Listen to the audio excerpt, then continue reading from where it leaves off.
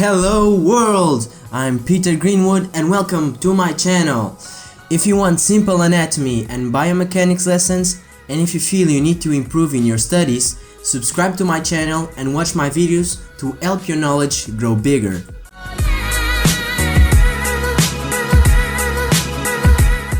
Today is the third part of the three-part video about the joints.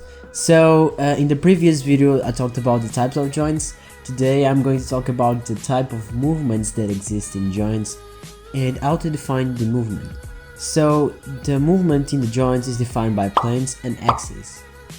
There are three types of planes: the sagittal plane that divides the body in left and right, the horizontal plane that divides the body in top and bottom, and the frontal plane that divides the body in anterior and posterior, front and back. Then we have the axes. There are three of them as well. The sagittal axis that is perpendicular to the frontal one. The example I can give you of the movement is the abduction of the shoulder.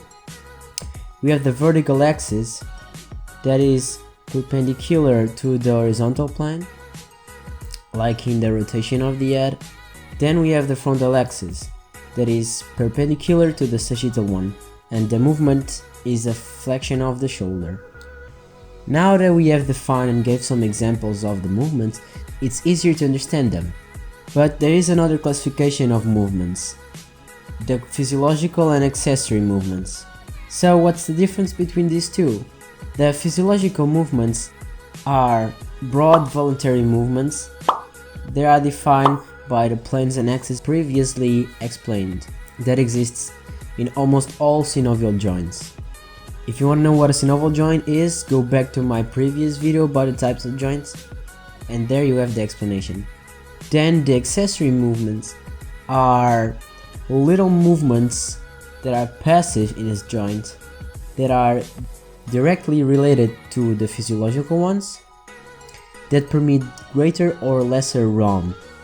And in these accessory movements there are three types: the glide, the roll and the spin.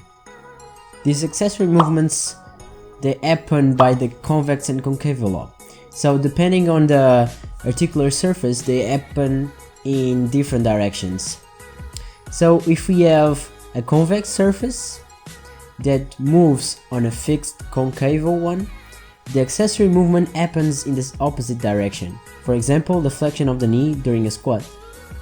If we have a concave surface that moves on a fixed convex one, the accessory movement happens in the same direction.